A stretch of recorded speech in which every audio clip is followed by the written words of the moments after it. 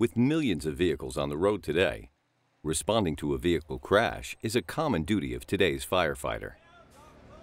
In the chaos of a crash, vehicles often come to rest in unstable and dangerous positions. If you're first on scene, your instinct may be to immediately approach and remove the occupants, but it's critical to your safety and those around you to begin with the stabilization of the vehicle before beginning any other extrication activities. This program will show you basic stabilization techniques to help keep you and your patients safe throughout the necessary rescue procedures. In this program, the training objectives are to demonstrate how to stabilize a vehicle resting on its wheels, to demonstrate stabilization of a vehicle resting on its side, to demonstrate stabilization of a vehicle resting on its roof, to show how to prevent sliding movement of a vehicle, to demonstrate stabilization of a vehicle on another object, and to show patient stabilization.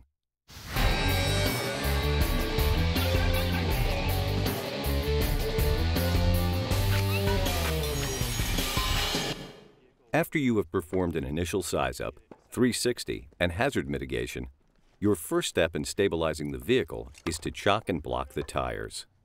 To do this, place blocks under the front and rear wheels of the vehicle. This will prevent forward and rearward movement as you perform further extrication procedures. Vehicles can also rock from side to side during extrication procedures. You can eliminate this movement by filling the gap between the vehicle and the ground with step chocks or cribbing. Follow local procedures for step chocks, the most common form of vehicle stabilization. To use one, place it on the ground and slide it under the vehicle until it fits snugly.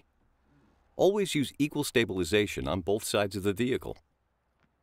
If you place 2 step chocks on the side closest to you, be sure to place 2 more on the opposite side of the vehicle in similar locations. If step chocks are unavailable, you can also use cribbing. Cribbing consists of stacking 2x4s, 4x4s, or 6x6s that have been cut into blocks.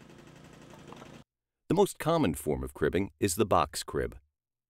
To build one, lay 2 blocks parallel to one another under the area you want to stabilize.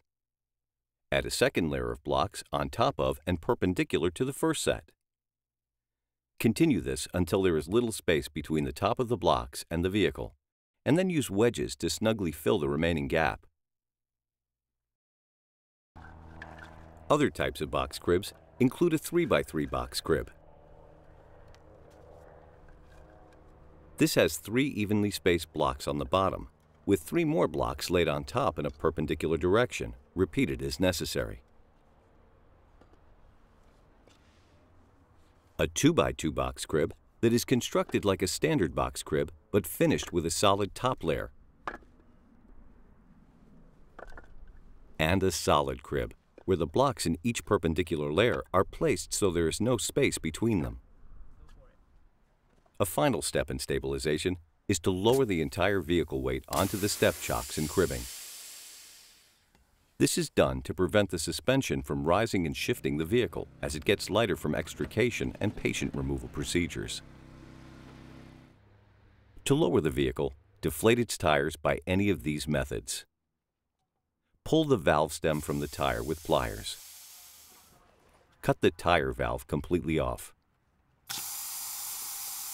Okay, yeah, just keep going like that. So Remove the valve stem core with a tool. Or simply, puncture the tire sidewall with a tool such as a Halligan.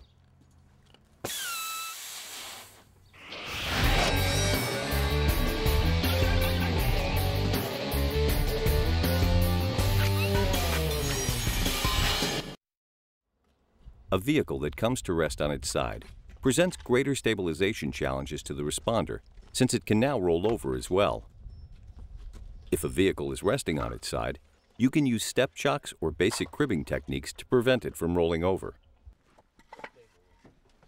As with wheel resting stabilization, you want to be sure that you have equal stabilization for a side resting vehicle at the roof and underside of the car. For the roof side, you can place the cribbing at the A-post and the roof rail. When choosing a location, be sure to plan ahead so your cribbing doesn't interfere with future actions. For the A-post, a large wedge is often all you will need.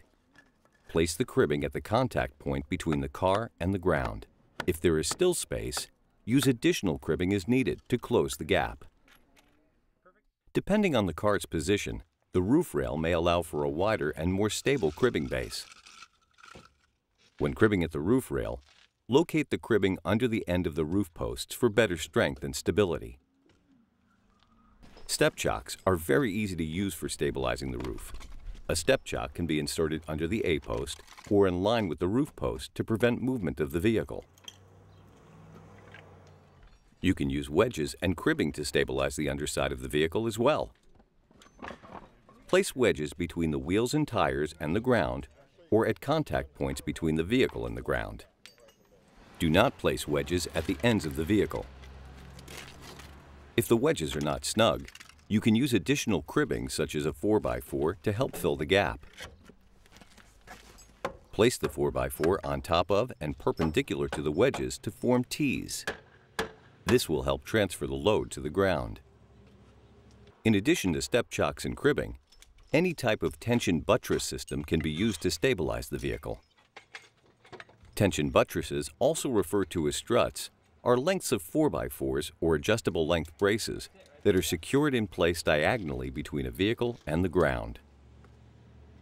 The simplest implementation is to place a 4x4 between a sturdy part of the chassis and the ground. Position the 4x4 at a 70-degree angle from the ground, with the contact point as high as possible on the chassis of the vehicle. This helps to prevent the 4x4 from kicking out under pressure. To further prevent kickout, you can secure webbing or a ratchet strap between the 4x4 and the vehicle. Extendable struts are another tool that can be used for stabilization in side resting situations. Extendable struts come in many shapes and sizes, but typically consist of three major components. A pointed or shaped head that helps to give purchase on a vehicle. A middle section consisting of extendable tubes which lock into place. And a base or foot section to which straps or chain can be attached. To use an extendable strut, first unwrap or prepare the strap or chain. Then extend the sections of the strut to an appropriate length so that when placed on the car, it will form a 45 to 70 degree angle with the ground. Lock the section secure. Place the head of the strut in a secure and strong location high on the vehicle. Attach one end of the strap to the vehicle and the other to the strut base plate. Finally, take up the slack in the strap until it is snug, creating a stable triangle between the vehicle, strap, and strut.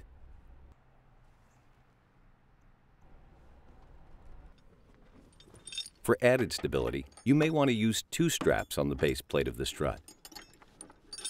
Connect the straps to the vehicle and the base plate to form a ground-level triangle. Tighten the straps snugly in place.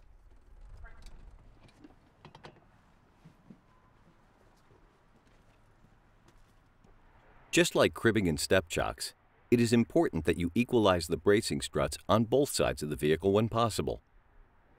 Often, this is easily done with two struts and a single long strap. Place the two struts on either side of the car so they are in line with each other, providing opposition. Carefully run the strap from one base plate to the other underneath the vehicle. Secure the strap to both plates and snug it tight.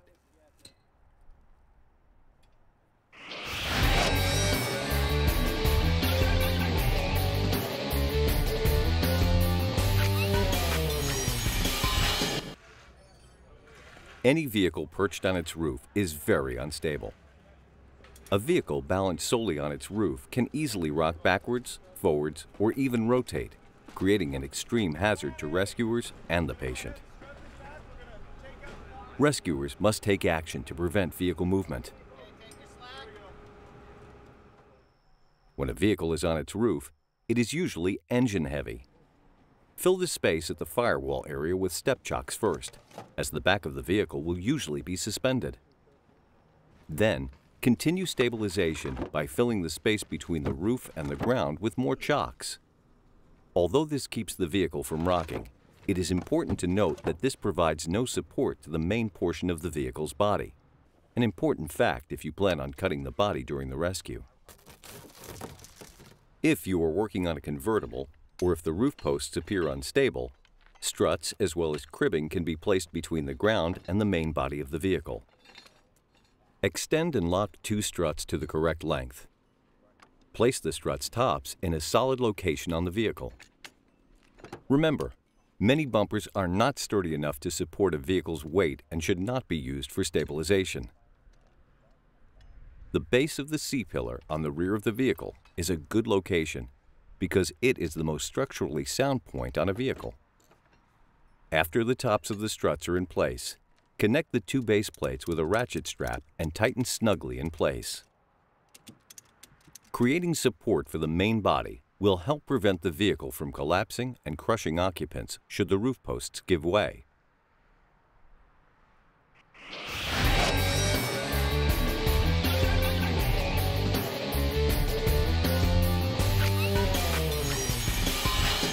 When a vehicle comes to rest on top of another object or at the edge of a drop-off, it is at risk of dangerous sliding movement. To keep the vehicle from sliding, you can use a pulling tool such as a come-along to stabilize the vehicle.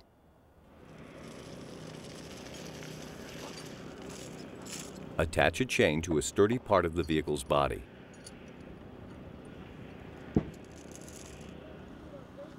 The come-along is then attached to the master link of the chain. Walk the come-along back to a sturdy anchor and connect it to the master link of the anchor chain. One crew member should always watch to ensure the vehicle does not slip while the system is being built. If the vehicle slips, it can pull the come-alongs out of the worker's hands and cause injury. Use a chain shortener to eliminate any excess chain if necessary. The incident commander will call to take the slack out of the chain.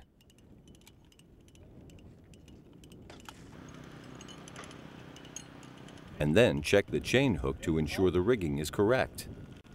Once checked, the IC directs another rescuer to tighten the come-along until the cable is tight enough to prevent movement. Take up tension. A come-along and chain assembly can also be used to secure a vehicle at risk of sliding down an embankment. It can even be used to pull the car from the edge if necessary.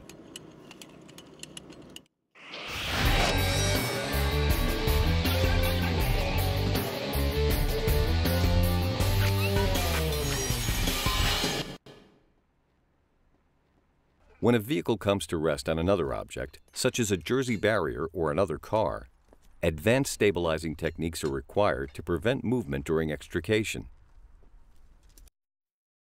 In these cases, a vehicle often has 2 wheels in contact with the ground, while the other wheels are elevated on the object. To prevent forward movement, chock and block the tires or use a come-along.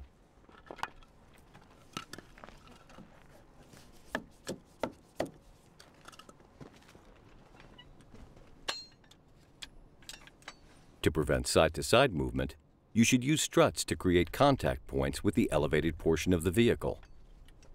This will stabilize and balance the elevated vehicle weight by redirecting it onto the ground. After extending and locking the struts, locate a strong and secure position on each side of the vehicle and place the heads of the struts there. Then connect the bases of the 2 struts together with a ratchet strap. Tighten the strap until the weight of the vehicle is secured. Be sure to double-check all your stabilization efforts before proceeding with the rescue.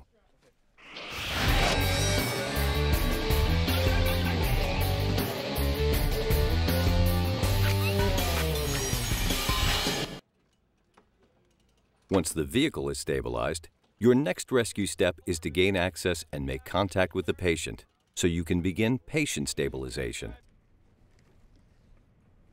Stabilizing the patient helps protect the patient from further injury, while responders perform extrication procedures on the vehicle. Fire department. I'm gonna put a tarp over us in just a minute, okay? One crew member should enter the vehicle and maintain contact with the patient until the patient is removed and handed off to transport personnel.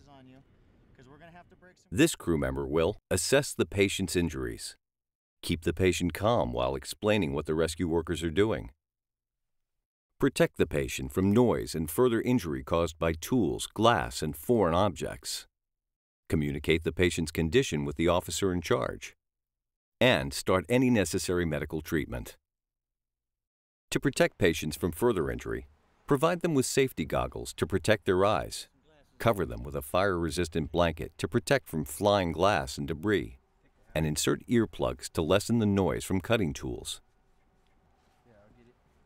The rescuer should use what is commonly referred to as sharps protection to cover any glass shards or exposed sharp metal. Stabilization is a necessary component to the extrication process. Stabilizing a vehicle ensures the safety of you, your crew, and your patient. Failure to properly do so endangers the well-being of those on scene and can lengthen the overall extrication time. In this program, we have shown how to stabilize a vehicle resting on its wheels, how to stabilize a side-resting vehicle, how to stabilize a roof-resting vehicle, how to stabilize a vehicle at risk of sliding, how to stabilize a vehicle on another object, and how to stabilize a patient. You have seen techniques for successfully stabilizing a vehicle and patient in many situations. My neck mostly. Proper stabilization maintains safety for you and your patient and prepares the vehicle for any necessary extrication procedures.